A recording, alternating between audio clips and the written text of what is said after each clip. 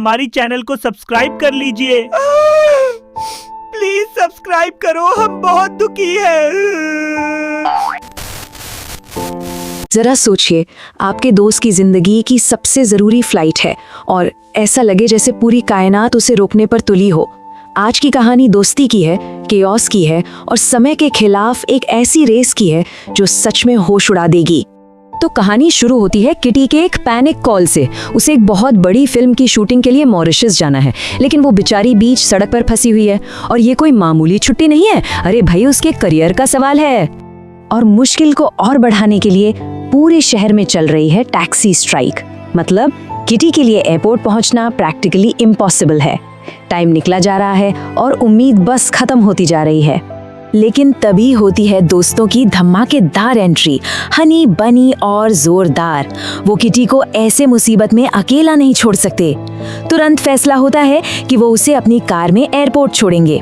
और बस यहीं से शुरू होता है उनका वो सफर जो एडवेंचर से भरा है और मुश्किलों से भी। लेकिन ये कोई आसान सी ड्राइव नहीं होने वाली थी। अरे उनके रास्ते में एक के बाद एक मुश्किलें आनी थी। सबसे पहले तो वो टैक्सी स्ट्राइक जिसने सारा रायता फैलाया, फिर एक रोड ब्लॉक, उसके बाद डबल टायर पंक्चर और आखिर में एक भयंकर ट्रैफिक जाम।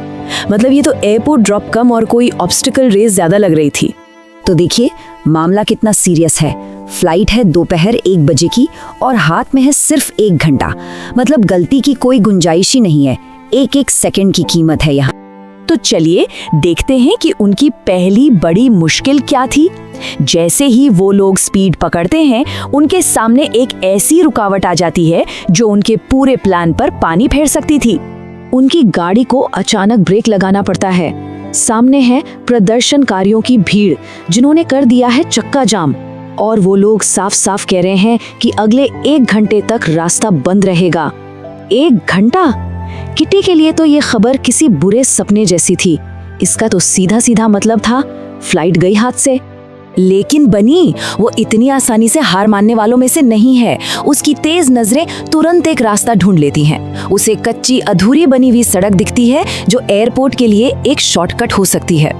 हाँ, ये बहुत रिस्की था, पर उस वक्त उनके पास और कोई चारा भी तो नहीं था। चलो रोड ब्लॉक से तो वो लोग निकल गए, लेकिन उनकी मुश्किलें अभी खत्म कहाँ हुई थी। बल्कि अब जो अगली चुनौती आने वाली थी वो तो और भी बड़ी थी। इतनी बड़ी कि उनका सफर हमेशा के लिए रुक सकता था। उस कच्ची सड़क पर तेजी से गाड़ी चलाने का नतीजा ये हुआ कि कार के पिछले दोनों टायर पंक्चर हो गए। और सबसे बड़ी प्रॉब्लम, उनके पास स्पेयर टायर सिर्फ एक ही था। अब सोचिए, वो लोग लिटरली बीच रास्ते में फंस चुके थे। और यहीं पर बनी को एक ऐसा आइडिया आता है जो सुनने में बिल्कुल पागलपन लगे। वो पास में खड़ी एक और खराब कार के मालिक को देखता है और उसे एक ऐसी रिक्वेस्ट करता है जो कोई सोच भी नहीं सकता। भाई साहब, क्या आप अपने 2 सही टायर हमें उधार दे सकते हैं? अब सवाल ये है कि कोई अजनबी अपने टायर क्यों देगा? खैर, बनी ने उसे मनाने के लिए अपनी सारी कला लगा दी। उसने दोस्ती की दुहाई दी, किटी की दुआ लगने का वादा किया और तो और भविष्य में स्पोर्ट्स कार खरीदने के सपने तक दिखा दिए। लेकिन सबसे मजबूत बात जो उसने कही वो ये थी कि एक दोस्त बहुत बड़ी मुसीबत में है। उस अजनबी की मेहरबानी से नए टायरों के साथ वो लोग वापस सड़क पर तो आ गए, लेकिन उनकी आखिरी परीक्षा अभी बाकी थी। और इस बार प्रॉब्लम मैकेनिकल नहीं थी, बल्कि इंसानों की बनाई हुई थी। आगे जाकर वो एक जबरदस्त ट्रैफिक जैम में फंस जाते हैं। और जाम की वजह, एक घमंडी ड्राइवर जो सिग्नल तोड़ने के बाद पुलिस वाले से बहस कर रहा है। वो फाइन भरने से साफ मना कर रहा है। क्यों? क्योंकि उसके अंकल कोई बहुत बड़े आदमी हैं। तो यहाँ 2 तरह की सोच आमने सामने थी। ड्राइवर का लॉजिक था, मेरे अंकल इम्पोर्टेंट हैं तो मैं फाइन क्यों भरूं। लेकिन बनी ने यहाँ अपना दिमाग चलाया। उसने ड्राइवर की ही घमंड को उसी के खिलाफ इस्तेमाल किया। उसने कहा कि अगर मामला बढ़ा ना तो मीडिया में उसके उन इम्पोर्टेंट अंकल की ही बदनामी होगी। और बस ये आइडिया तो काम कर गया। अपने अंकल की पब्लिक इमेज खराब होने के डर से उस ड्राइवर ने फौरन फाइन भर दिया। बनी की इस सोशल इंजीनियरिंग ने पूरा जाम खुलवा दिया और रास्ता एक बार फिर साफ था। तो आखिरी रुकावट भी पार हो गई। अब ये एयरपोर्ट तक की फाइनल रेस थी। सबकी सांसें अटकी हुई थी। बस एक ही दुआ थी कि इतनी मेहनत बेकार न जाए। और उन्होंने कर दिखाया। इतनी सारी मुश्किलों के बावजूद किटी अपनी फ्लाइट के लिए बिल्कुल टाइम पर एयरपोर्ट पहुंच जाती है। उसका करियर बच गया और ये सब मुमकिन हुआ उसके उन दोस्तों की वजह से जिन्होंने एक पल के लिए भी हार नहीं मानी।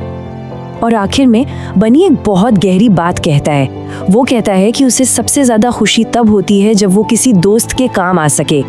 ये कोई एडवेंचर या खतरे की बात नहीं थी, ये तो बस एक दोस्त की मदद करने की खुशी थी। और यही लाइन इस पूरी कहानी का दिल है। और ये कहानी हमें सोचने पर मजबूर करती है ना, कि किसी दोस्त ने हमारे लिए अब तक का सबसे कमाल का काम क्या किया है। क्योंकि आखिरकार दोस्ती का मतलब ही यही होता है, मुश्किल वक्त में एक दूसरे के साथ खड़े रहना, चाहे रास्ता कितना भी ऊबड़ खाबड़ क्यों ना हो।